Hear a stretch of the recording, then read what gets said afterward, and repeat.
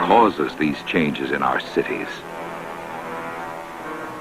One product of our technology in particular has encouraged urban sprawl and the exploding metropolis, the invention which has given us greatest mobility, the private automobile. So the invention of the car at the end of the 19th century will have a huge effect on the development of the world society and the environment of the whole planet. And it has a kind of a double effect. On one hand, it represents a tremendous gain of freedom for the people. It is a very important factor for emancipation, as people can now freely move from point A to point B on much longer distances that they were able by walking and biking. At the same time, the car needs, of course, infrastructures such as streets, roads, and highways. And those infrastructures will fragment the landscape and will have a negative impact on, for example, the habitat of animals. So the car is a key factor for what is called the functional city, developed by modernist architects in the 30s, basically by Le Corbusier or Walter Gropius. And for Le Corbusier, the city should be divided in three areas: one area where people would live, one area where people would work, and one area which is basically dedicated to leisure. And the car is actually the fourth function of the city, which connects those different areas. So it's the most important actually element. And this theory has become, of course, reality, especially for the development of territories after World War II. And it is actually what has happened here in Luxembourg.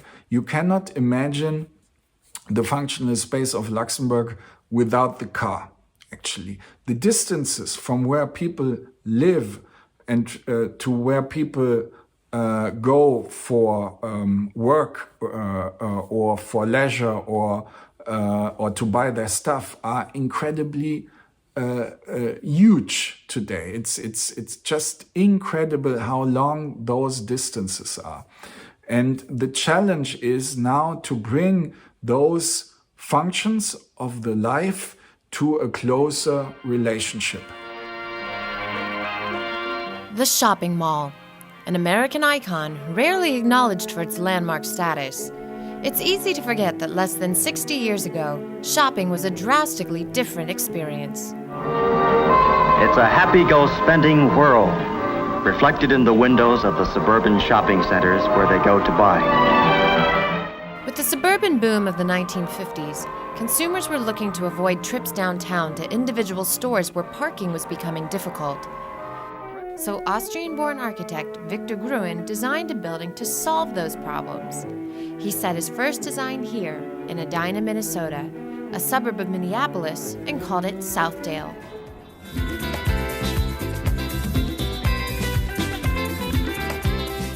So in terms of ecological transition, the car is, let's say, one of the key factors.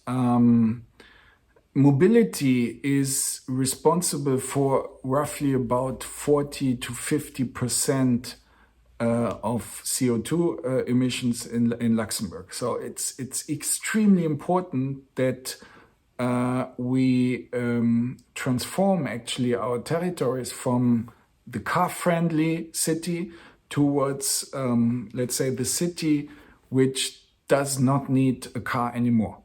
So there are many models developed today everywhere in the world. In Barcelona, for example, there are districts that are car-free now. In Hamburg, for example, they transform the main roads entering into the city into what they called urban boulevards.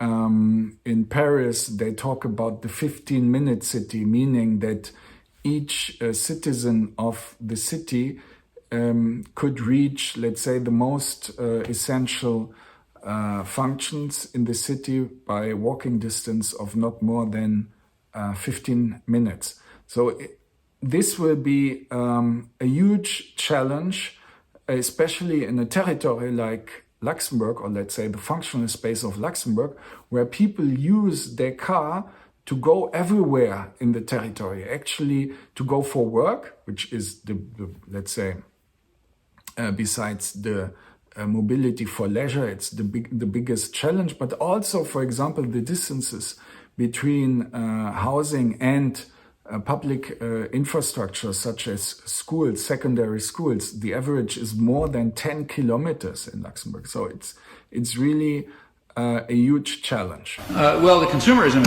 is doubtless drilled into your head. In fact, one of the reasons, I mean, the economists are kind of speculating as to why the economy is in such a rotten state. Why has there been such low growth? And one of the speculations is that it is very much, it's becoming kind of like a craft economy where you can't sell people things they need, you know, like, or want, like say a refrigerator or a car or something like that. I mean, they were things that people wanted. I mean, I remember when my parents got a refrigerator, you know, it's like a big thing. You didn't have to cart in big pieces of ice every day and that sort of business. So there's a reason to want a refrigerator. But, you know, Gillette has just spent, I don't know how many billions of dollars on some new razor blade, which is going to be identical to the one they had 30 years ago. And the question is why anyone would want that, you know. Well, the economy is more and more being driven to that. So Nike, for example, puts out a new line of sneakers every 6 weeks.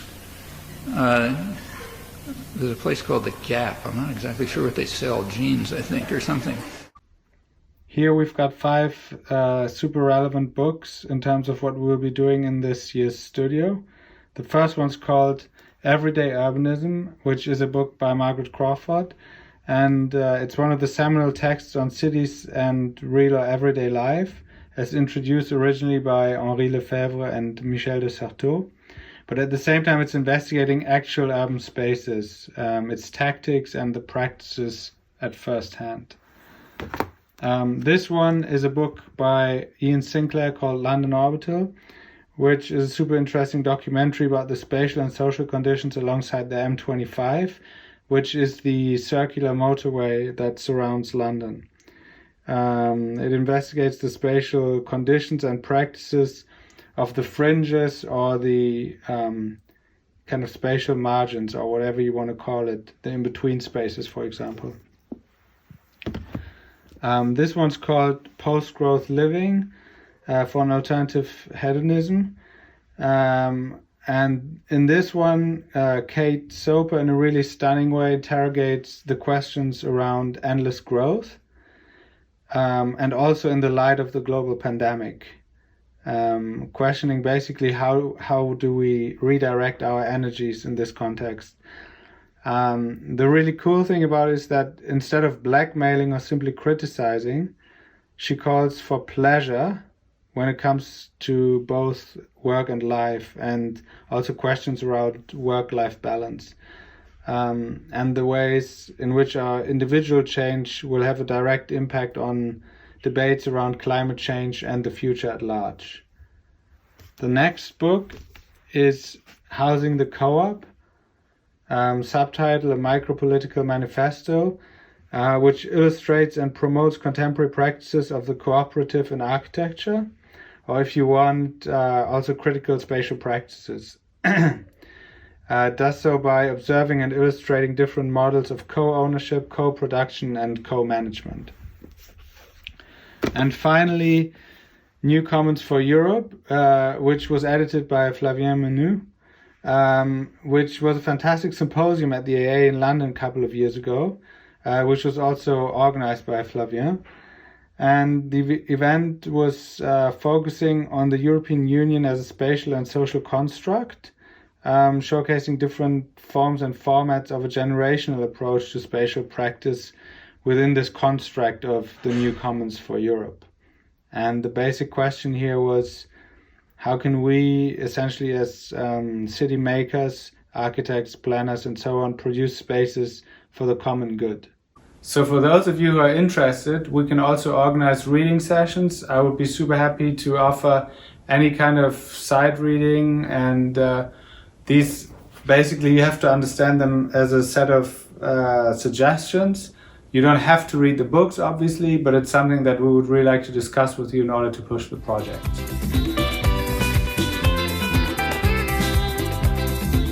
As many of you have probably noticed, one of the predominant forms of contemporary entertainment is shopping. There have been countless studies on the phenomenon.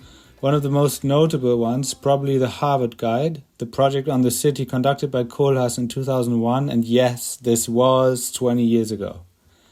The current situation in Luxembourg is one of a kind, and for sure outstanding in the European context. Here, the country is now facing huge infrastructural corridors with entire islands of consumerism. Nestled within massive open car park spaces, this is a landscape entirely catering for consumers, and at the same time a landscape that is being consumed by developers.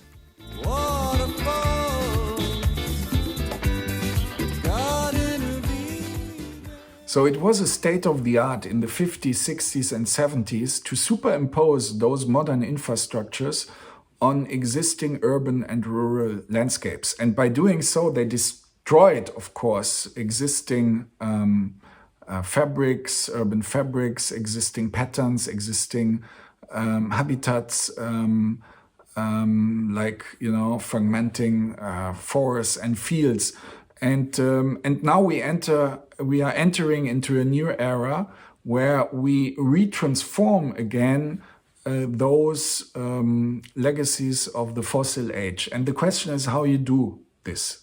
How do you design this transformation? And if you have a look at the rendering published by the Ministry of Transportation, you see the tram line next to the highway. In between there is this strip of greenery, and then you see a bike lane, and then you see the fields. But this is not the hypothesis. Our hypothesis is that this new tram line will substantially transform the environment, will transform the highway, will transform the fields. So this is basically the question. How do you transform the environment with the arrival of the tram in Foetz?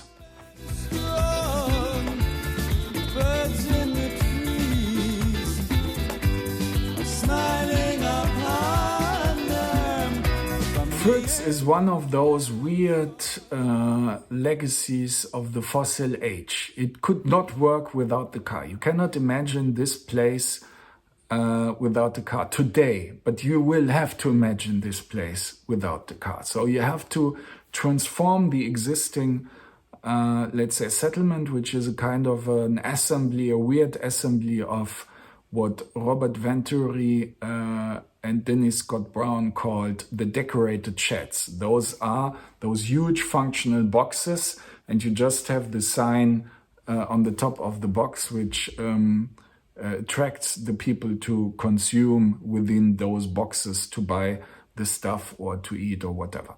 So this is basically the challenge, is to transform these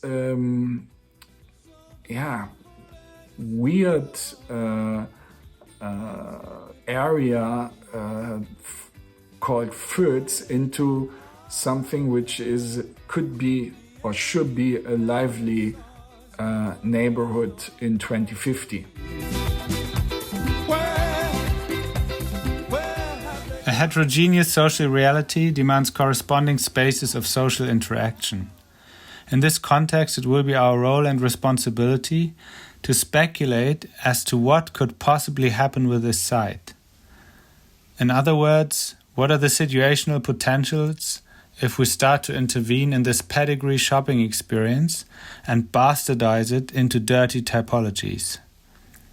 What happens if we start to generate self-sufficient islands of work and life within this transborder ocean of Luxembourg? What happens if we start to torpedo these superstructures, both in terms of programmatic hermeticism as well as spatial monotony? What happens if we rethink entirely sealed areas through renaturalization, both in terms of what this may mean environmentally, but also socially? What constitutes the space of human assembly here? The onus is on you to speculate on the potential of this fringe. What constitutes a viable and sustainable learning from scenario here? Can you name relevant precedents, or do you have to invent them? If we think of regeneration in the context of Foetz, i.e. in a geography of structural change, spatial regeneration should be understood as a process of carefully considered attempts to collaboratively rethink the social, economic and cultural variables of an area, i.e. in this case, the actual site of the shopping mall. In a situation like this, how will the role of the planner have to change in order to be able to address the contemporary challenges concerning both civil society and urban management? How can we deal with that which exists rather than yet again starting from a tabula rasa situation that was the paradigm of the 20th century? How can we think of smart additions, critical retrofitting, and witty conceptual frameworks that use terms such as reuse and recycle not as a mockery, but strategic hinges of brutal but sensitive renovation? Fantasie ist Sachen sehen, Fantasie ist Sachen fühlen, Fantasie ist sich Sachen herbeisehen. Je öfter man da oben war, desto mehr entwickelte sich so das Gefühl, hier irgendetwas starten zu müssen. So.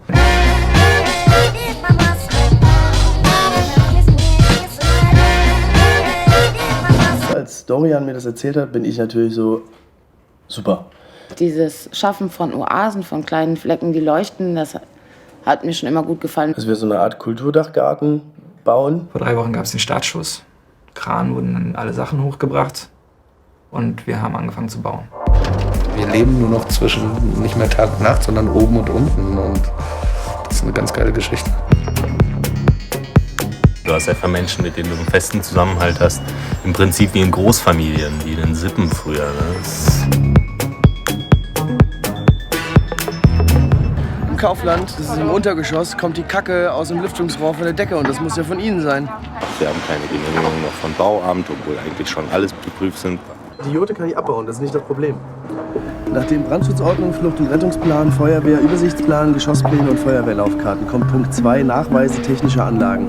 Bei der Brandmeldeanlage und Alarmierungsanlage ist die Richterbescheinigung. Wir haben uns letztes Jahr im Oktober getrennt. Dieses ganze familiäre Thema ist natürlich extrem ins Wanken geraten. Es ist eigentlich Trennung mit irgendwie 40 Kindern. Es ist halt extrem einfach, zueinander zu stehen, wenn Sachen gut laufen. Wenn Sachen aber schräg laufen, dann noch zueinander zu stehen, ist eine Erfahrung, glaube ich, die Vertrauen baut.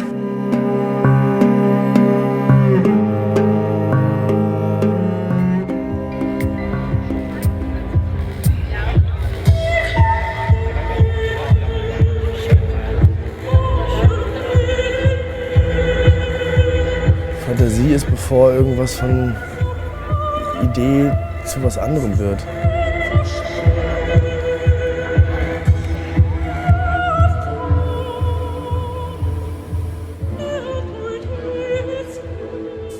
This project is not only about urban planning from the point of view of its potentially spatial manifestations. It is also about the different actors and stakeholders. Urban regeneration is deeply rooted in the social sphere. No architect, planner or city authority can ever generate an urban equilibrium through purely physical change. Regeneration is about how we are encouraged to interact with one another. Therefore, sustainable regeneration necessitates communication on equal terms, including diverse stakeholders. What does the term agency imply in the context of your approach? What is your definition of regeneration? How do we work today and hopefully tomorrow beyond the default understanding of planning practices? And how do we communicate our findings? And to whom? Think your project beyond the normative formats of representation. How do you address the issue of different publics when it comes to representation?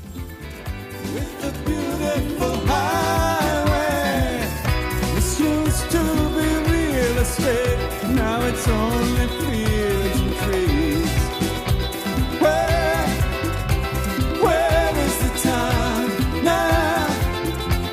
It's nothing but flowers, the highways and cars were sacrificed for agriculture. I thought that we'd start over, but I guess I was wrong. Once there were parking lots, now it's a peaceful oasis. You got it, this was a Pizza Hut, now it's all covered with daisies. You got it, I miss the honky-tonks, Dairy Queens and 7-Elevens.